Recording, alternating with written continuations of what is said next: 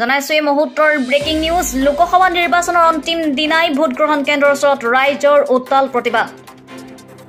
২ নং ধুবুৰী লোকসভা সমষ্টিৰ গোলকগঞ্জ বিধানসভা মৰাকদাধৰ অঞ্চলত ৰাইজৰ প্ৰতিবাদ অঞ্চলটোৰ যাতায়াতৰ বাট-পথ জৰাজীৰ্ণ হোৱাৰ বাবে ভোট কেন্দ্ৰ উঠাই দিব খোজাৰ প্ৰতিবাদত ৰাইজৰ এই প্ৰতিবাদ গোলকগঞ্জ বিধানসভা সমষ্টিৰ 2463 নং পশ্চিম মৰাকদাধৰ এলপি স্কুলত ভোট গ্ৰহণ কেন্দ্ৰৰ কাষত হয় এই প্ৰতিবাদ কেন্দ্ৰটোত থকা পুৰ্ণিগাঁৱৰ 1400 ভোটৰ ৰাইজে সাব্যস্ত কৰিলে প্ৰতিবাদ আৰু বাট-পথ মেৰামতি কৰি যাতায়াত ব্যৱস্থা সুচল কৰাৰ দাবীত এই প্ৰতিবাদ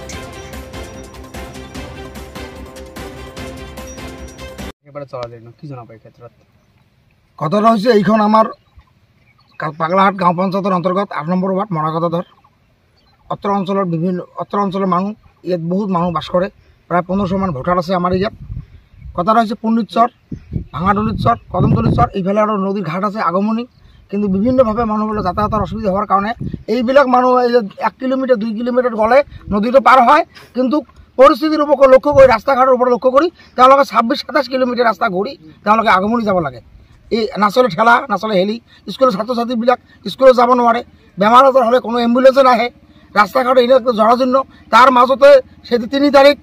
আমাৰ ইয়াত অফিচাৰ আহিছে ইলেকশ্যনৰ অফিচাৰ আহিছে ৰাস্তা ঘাট দেখাৰ পিছত স্পষ্ট কৰি গ'লে যদি আপোনালোকে যদি ৰাস্তা নিদিয়ে তেনেহ'লে আমি চেণ্টাৰটো উঠাই লৈ যাওঁ ইয়াৰ পৰা চেণ্টাৰটো উঠাই লৈ গ'লে তেওঁলোকে বহু দূৰ যাব লাগে আমাৰ ইয়াৰ পৰা প্ৰায় 8 কিলোমিটাৰমান যাব লাগে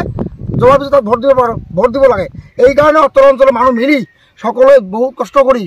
নিজৰ চান্দা কালেকশ্যন কৰি গাড়ী দান খৰচ কৰি প্ৰায় 100 মিটাৰমান ৰাস্তা বনাইছে কিন্তু তেওঁলোকে বনাব পৰা নাই আৰু ইমান চৰকাৰী কাম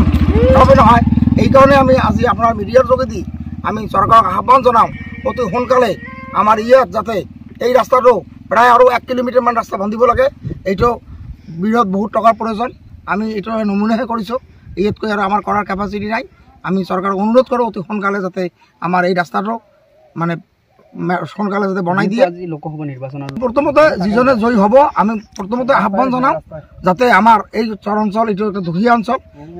একদম বেকৱাৰ্ড ভিলেজত আমি আছোঁ এই কাৰণে আমি চৰকাৰক মানে